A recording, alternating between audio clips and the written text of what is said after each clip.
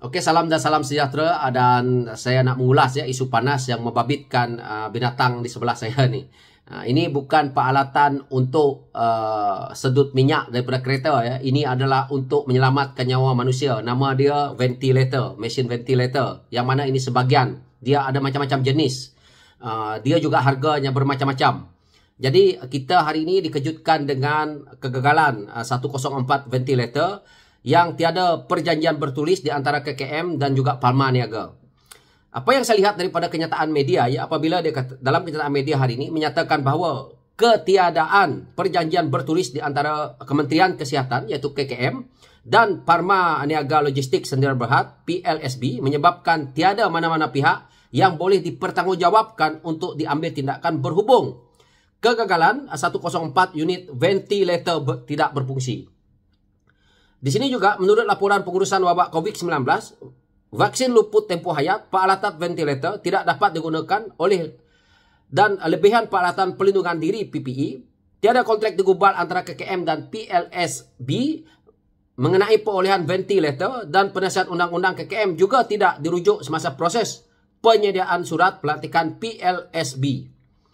Di sini juga laporan yang dikeluarkan oleh PAC mendedahkan sehingga kini ketidaktentuan peranan PLSB dalam isu ini mengakibatkan proses tindakan undang-undang tidak dilaksanakan.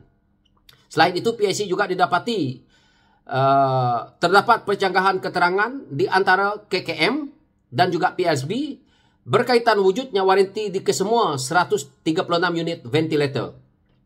PLSB tidak menandatangani sebarang kontrak dengan pembekal serta memaklumkan kepada PAC bahawa semua dokumen pesanan pembelian, dokumen sebut harga menunjukkan bahawa waranti ventilator adalah antara kerajaan Malaysia dan pembekal. Jadi dalam isu ini, dua orang bekas menteri harus dipertanggungjawabkan. Yang pertama, Dr. Idham Baba, yang mana kita tahu dia sebagai menteri yang kita panggil dulu Menteri Aiswam. Yang kedua, Khairy Jamaluddin. Jadi dalam isu ini, kenapa dua-dua orang ini saya rasa dia terlibat, yang perlu kita siasat, yang perlu kita soal lah. Salah betulnya itu belakang kira, tetapi mereka bertanggungjawab sebagai menteri. Idham Baba sebagai Menteri Kesihatan waktu itu, kita kena ingat. Yang mana kita lihat keterangan yang dikeluarkan macam ini, kita beli kipas pun ada tau, kipas pun ada waranti. Kita beli benda, bateri pun ada waranti.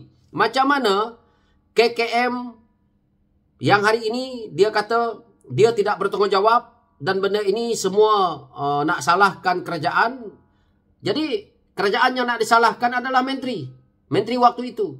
Macam mana kamu orang beli barang yang tak ada waranti, yang kamu nak salahkan kerajaan Malaysia dengan pihak pembekal. Benda ini rosak bukan sedikit.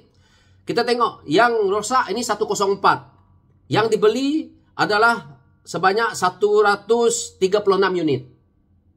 Jadi macam mana waktu itu, dalam waktu COVID, rakyat susah, benda ini sangat penting untuk rakyat. Nah, ini adalah peralatan untuk bernafas ya. Jadi rosak 100 lebih, beli 136. Dia beli dengan harga yang mahal lagi tu. Saya tahu benda ni kalau dalam kerajaan ini harganya satu biji, mesti yang harganya 100 lebih ribu. Dia tidak beli yang harga coki-coki punya. Benda ni ada yang murah, yang belas-belas ribu pun ada, tapi dia banyak pattern dia lah. Jadi hari ini pihak kerajaan PAC harus mengheret semula bekas menteri iaitu Idham Baba untuk dibawa ke muka pengadilan untuk dijawab benda ni. Yang kedua yang kita tengok melibatkan isu vaksin. Isu vaksin yang kita kerugian sebanyak RM lebih kurang 505 juta lebih kurang. Ini adalah satu kerja gila yang kita dah buat. Di Kementerian Kesihatan pun berlaku ketirisan besar-besar seperti ini. Kita tidak kasihan ke? Waktu COVID itu, rakyat menderita. Frontliner menjadi sasaran. Jururawat, doktor menjadi sasaran. Kerja setengah mati. Tapi pihak-pihak yang tidak bertanggungjawab, ini orang seperti ini. Dr. Idham Baba ni.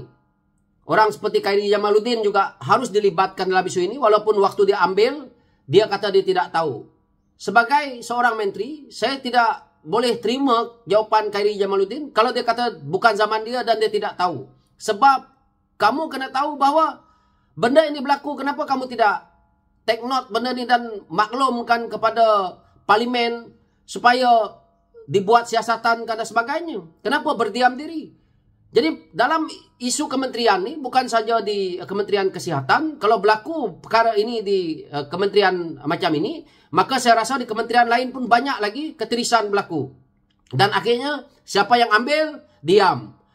Kalau tak tangkap, kalau tak dibongkar melalui macam PSC macam ni, diam. Ini tak boleh kita biarkan selalu, sebab itu ketirisan berlaku. Dan akhirnya kita kerugian dengan duit rakyat. Macam mana kita boleh beli satu benda yang tidak ada waranti? Yang mana sekarang ini KKM tak nak terlibat, Palma Niaga tak nak terlibat, dan akhirnya disalahkan kerajaan Malaysia dan pihak pembekal. Pada saya, kita salahkan menteri. Jadi hari ini, menteri seperti ini, bekas menteri lah. Boleh kita katakan, menteri penipu. Sebab apa? Macam mana dia boleh buat agreement, semua tak ada. Pihak Palma Niaga, ya di sini dia kata, pihak Palma Niaga kata dia tidak menandatangani sebarang kontrak dengan pembekal serta memaklumkan kepada PSC bahawa semua dokumen pesanan pembelian dan dokumen tersebut harga menunjukkan bahawa waranti ventilator adalah antara kerajaan Malaysia dengan pembekal. Jadi Palma Niaga terima aja lah. Jadi Palma Niaga terima kalau rosak, rosaklah. Patutnya waktu itu kita kena lihat. Menteri kena bertanggungjawab. Sebab dia yang beli sebagai wakil kerajaan Malaysia dengan pembekal. Kalau kita nak salahkan kerajaan Malaysia waktu itu, Tan Sri Media Yassin lah, Perdana Menterinya. Jadi kita dijahanamkan oleh mereka-mereka yang tak bertanggungjawab jadi menteri. Idam Baba ni patut diheret ke mahkamah. Khairy Jamaluddin juga ambil saham sekali lah. Kamu duduk di kementerian itu, setelah itu kamu tidak lihat bahawa berlakunya benda ni. Dan kamu diam juga. Sebab itu saya kata Khairy Jamaluddin ada share juga cerita ni. Bukan tak tahulah share duit, saya tak tahu. Tapi dalam cerita ini, Khairy Jamaluddin juga terlibat. Sebab dia, macam mana dia duduk di kementerian itu sebagai menteri, berlaku satu ketirisan, berlaku salah laku, kamu buat bodoh je. Kalau macam ni lah cerita, kamu pandai bercakap dekat teori, saya pun boleh. Ni saya cakap dengan teori lah ni. Kalau macam ni saya pun boleh jadi menteri.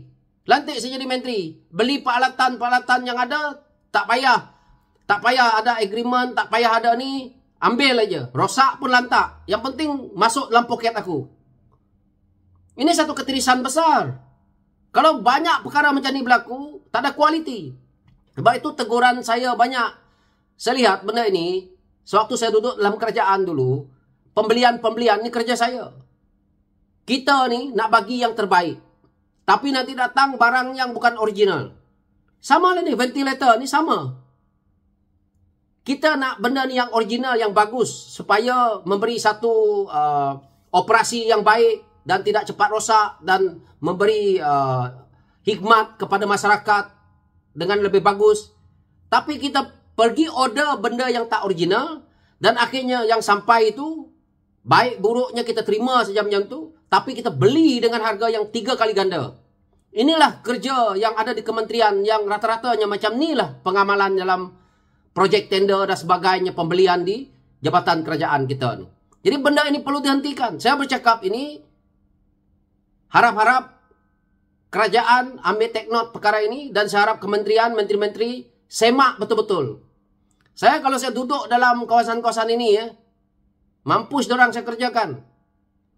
Kita ni banyak buat pembelian harga 3 kali lipat. Memang itu cara kita kerajaan kita ini. Tapi benda yang datang tak ada kualiti. Lain yang dalam gambar, lain yang datang. Kalau sama dalam gambar pun, dalam dia dah lain. Dah dimodified, semuanya dah palsu. Kita nak original, yang terbaik. Supaya benda tu kualiti. Tapi yang datangnya semua hancur. Inilah. Ini melibatkan nyawa orang tau. Jadi saya harap heret kembali siapa yang bertanggung jawab ini juga Tan Sri Mulyani Yassin ada share nih, terlibat sama. Sebab dia Perdana Menteri, tak ambil tahu kementerian. So saya tak nak ulas panjang-panjang, itulah ulasan saya dengan binatang nih dan juga menteri-menteri yang harus dipertanggungjawabkan. Sekian dari saya, terima kasih.